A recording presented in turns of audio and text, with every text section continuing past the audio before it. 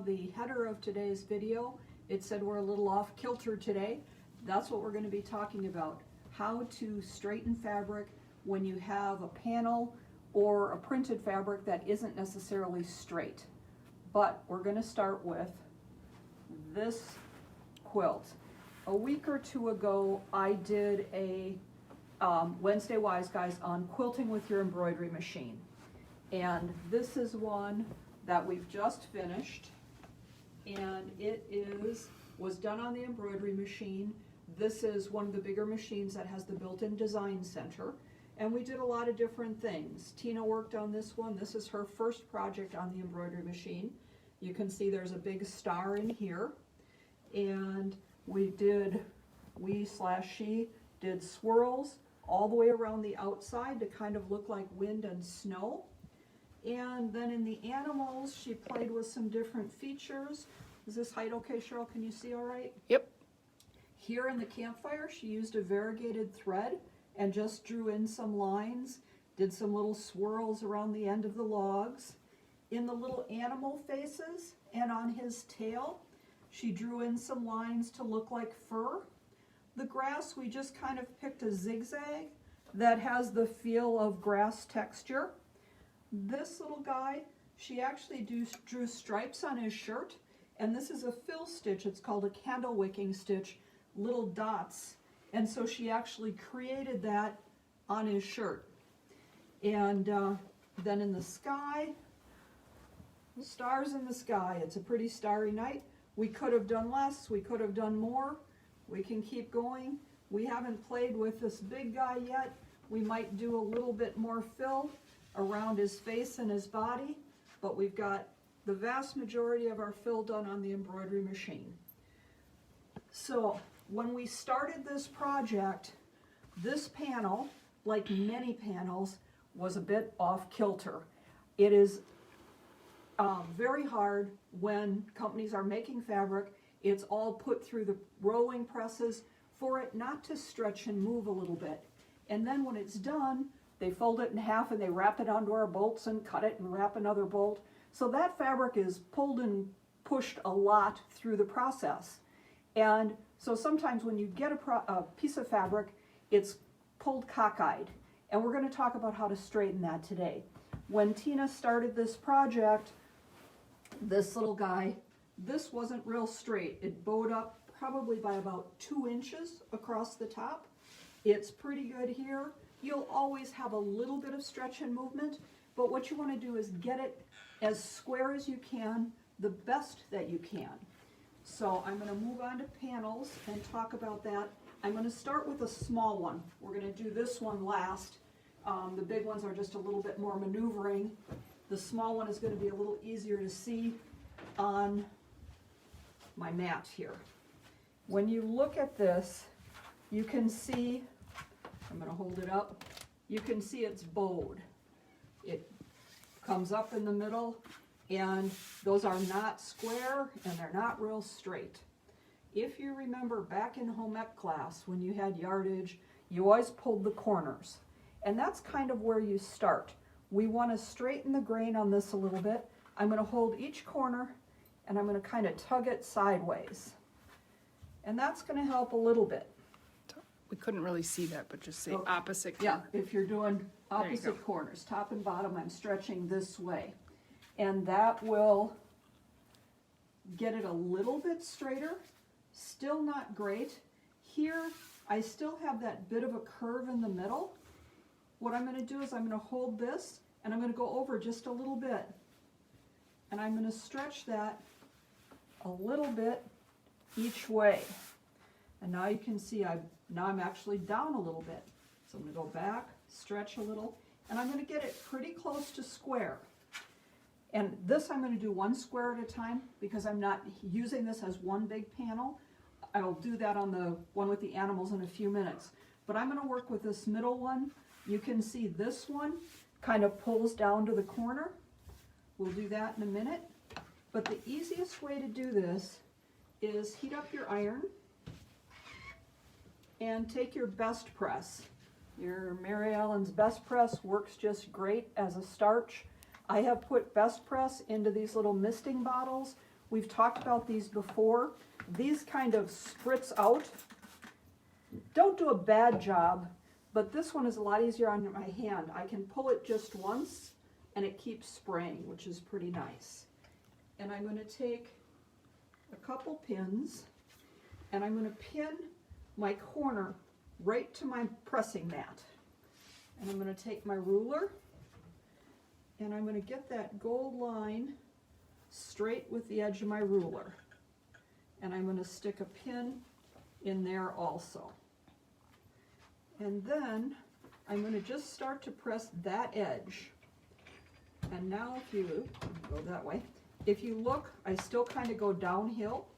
What I'm wanting to do is straighten that, and you can see I'm kind of pulling it here. I can use my ruler across the top. I'm lining up this edge just like I'm squaring up a block, and I'm going to tug this up a little bit.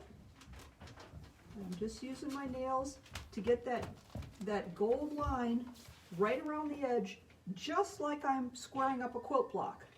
I'm going to now hold this corner, and I've got these two lines nice and straight. I'm going to press them. I'm not sliding my iron and pushing my fabric. I'm pressing down to hold that in shape. And I'm going to take one more pin and I'm going to put it in this corner. And if you can still see I have a bit of a bow right here and here.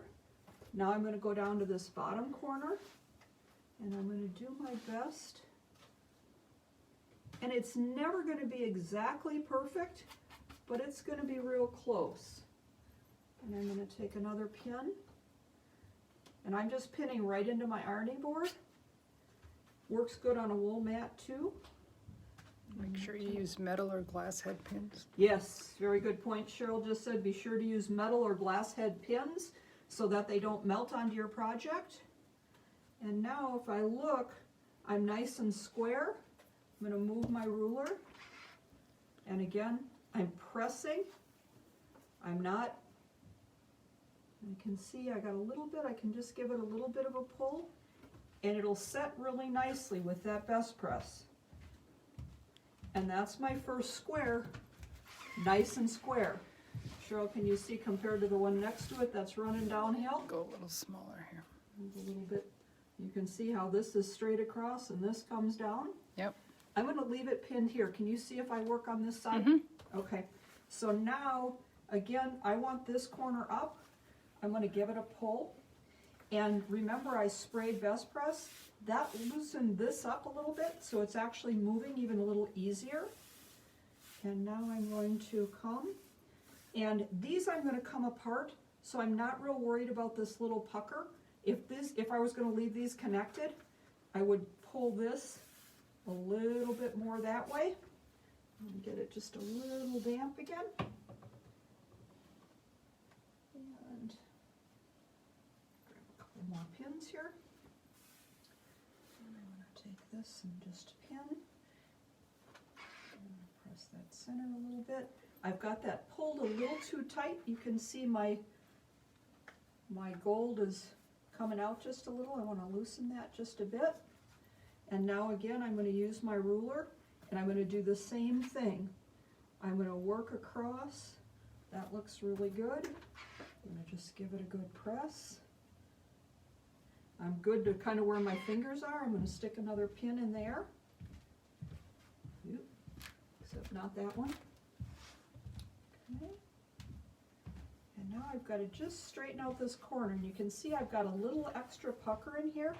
What I want to do is just real gently get that corner nice and square. And again, fabric is giving. It's going to move a little bit. It's never going to be exactly perfect, but it's pretty darn close. And once I set it with the iron, that pucker is now completely gone.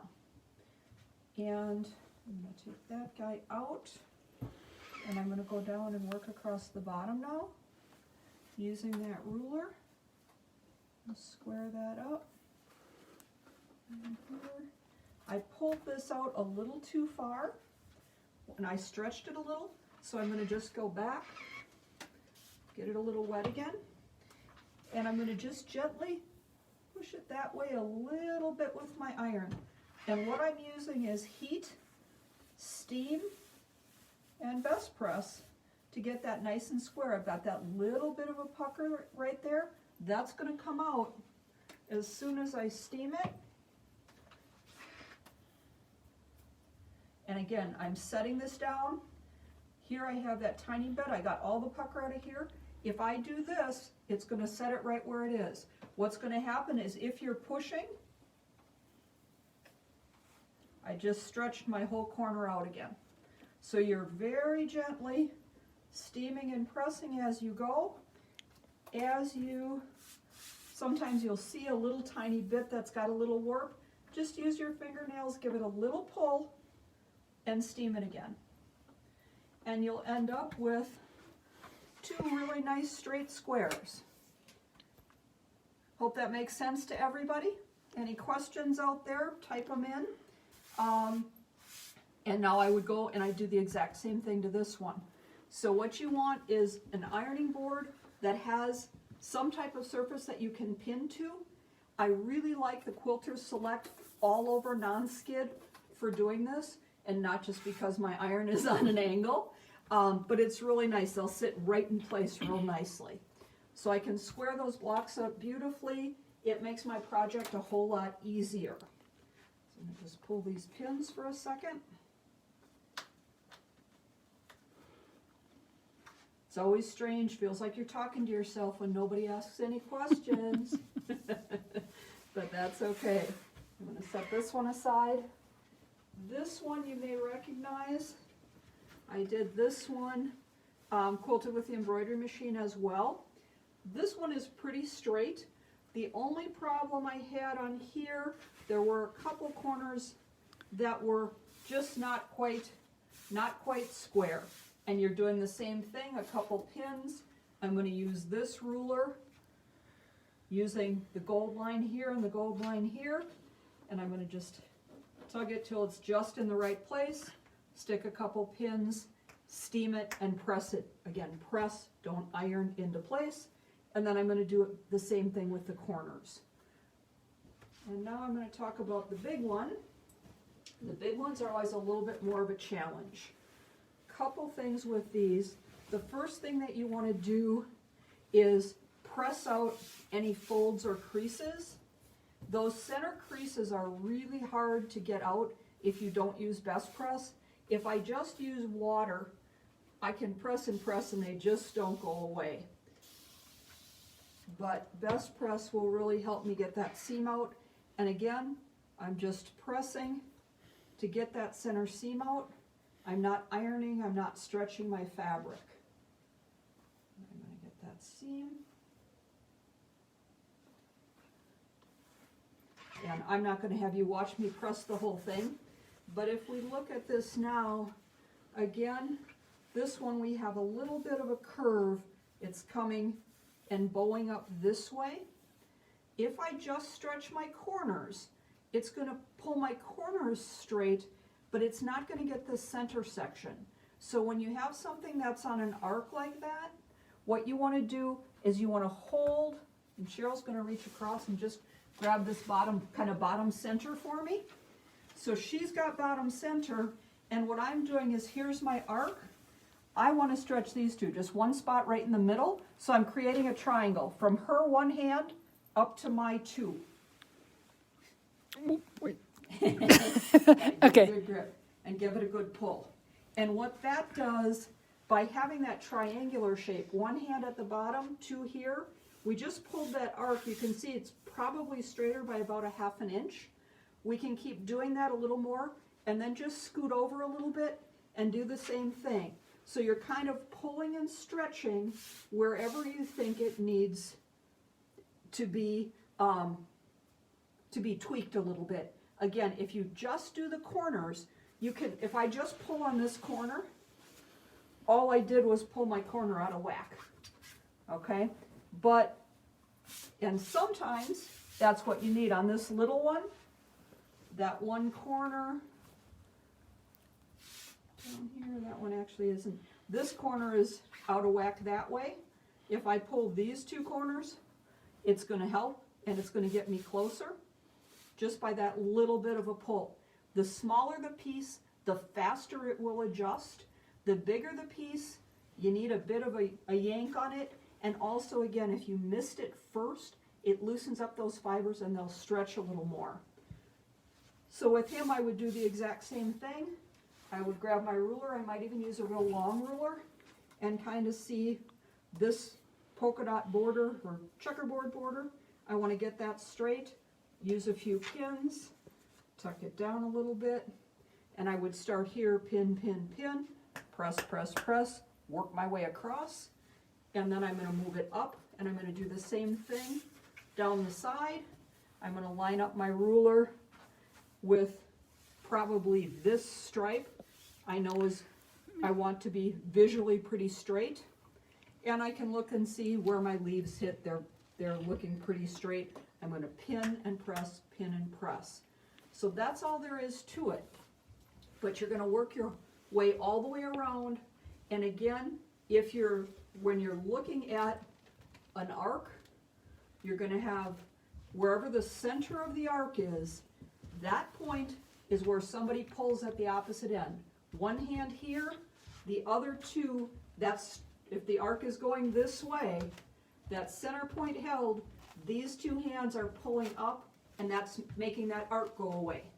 So anytime you get that, your point where you grab is opposite the highest point of the arc, and you pull on the other two sides. And you work all the way around. Again, best press is your friend, and that will get you a nice square panel. Every now and then you'll get one that's just really, really, really off kilter, and you just can't get it straight. Part of that is just the way it happens. The other thing you can do is on a panel like this, I could take, if this checkerboard were really crooked, I can cut out here. I don't have to leave those lines. If those lines are going like this and it doesn't look good, if I take this off, that'll be much less noticeable. Same thing on something like this panel.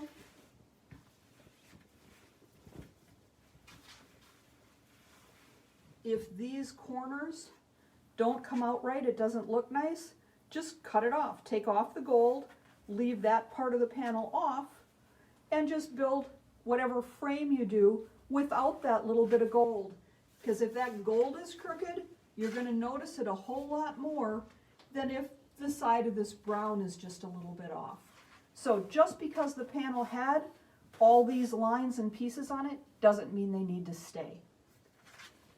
So that's pretty much it for stretching panels. It sounds kind of funny, but you will have a much better project, much better result on your project if you straighten your blocks first. It's just like squaring up blocks in a quilt. They're doing the same function. If they're cockeyed, your quilt is going to be cockeyed. So, hope that's a helpful tip.